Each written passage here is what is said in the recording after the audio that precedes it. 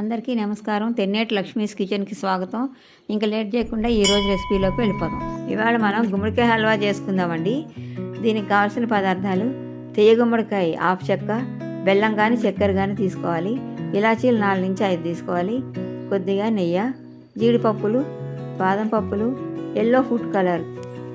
మనం తీసుకునే గుమ్మడికాయని ఇట్లా తురుముకోవాలండి. తురుముకుంటే నాకు ఈ గిన్నెతో 1:30 వచ్చింది తురుము. దీంతో మనం 1:15 చక్కెర వేసుకోవాలి. చక్కెర కానీ బెల్లం కానీ మీ ఇష్టం, 2 కలిపి కూడా వేసుకోవచ్చు. నేను కొంచెం బెల్లం కొంచెం చక్కెర కలిపి 1:15 వేస్తున్నానండి.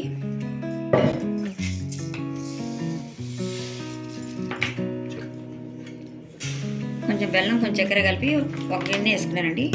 మళ్ళీ ఇంకొక 1/2 గిన్నె వేసుకోవాలి. మీరు తీపిని బట్టి వేసుకోవచ్చు, ఇది వేసుకోవాలి అంతే. మనం తీసుకుని ఇలాచీల్ని కచ్చపిచ్చ దంచుకోవాలి. స్టవ్ వెలిగించి ప్యాన్ పెట్టానండి. అది కొంచెం వేడెక్కాక నెయ్యి వేసుకోవాలి. ఒక గరిటెడు, 1 స్పూను నెయ్యి హీట్ ఎక్కిందండి. మనం దంచి పెట్టుకునే ఇలాచీల్ని వేసేస్తున్నాం దీంట్లో.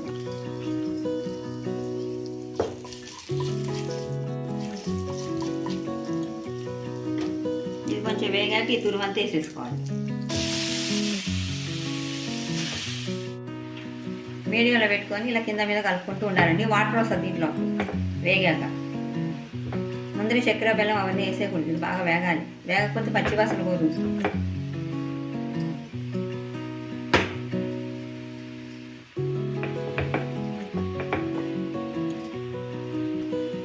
ఒక 1 టీ స్పూన్ పాలల్లో ఎల్లో కలర్ ఫుడ్ కలర్ వేసి కలుపుకొని దీంట్లో వేస్తున్నానండి.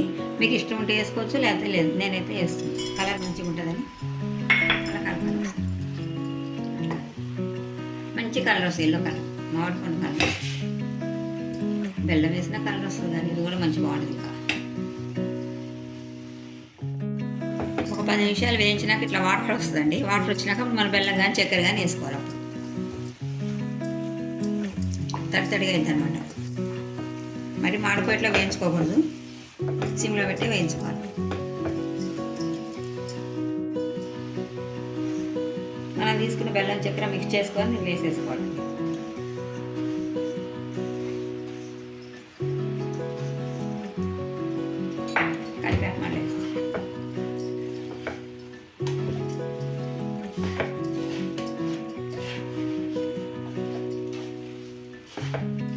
అస్సలు వాటర్ పోయకూడదు.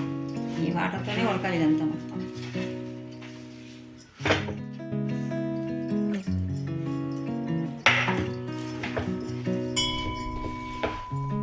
ఫస్ట్ వాటర్ వచ్చింది, పాకం వస్తుంది, గట్టి పాకం వచ్చిందాక ఉంచుకోవాలి.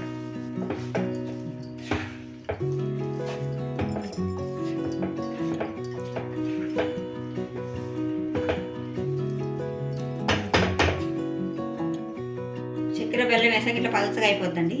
ఈ పాకం మొత్తం ముదర పాకం వచ్చి గట్టిగా హల్వాలాగా అవ్వాలి. ఇప్పుడు ఇది స్టవ్ని మీడియంలో పెట్టుకోవాలండి. మరీ సిమ్లో పెడితే ఈ పాకం దగ్గర కావాలంటే చాలా టైం పడుతుంది కదా.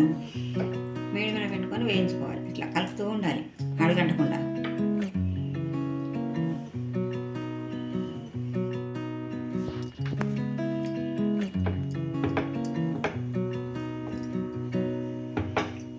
ఈ నీళ్ళన్నీ ఎగిరిపోవాలి, దగ్గర కావాలి, హల్వాలాగా అయిపోతుంది.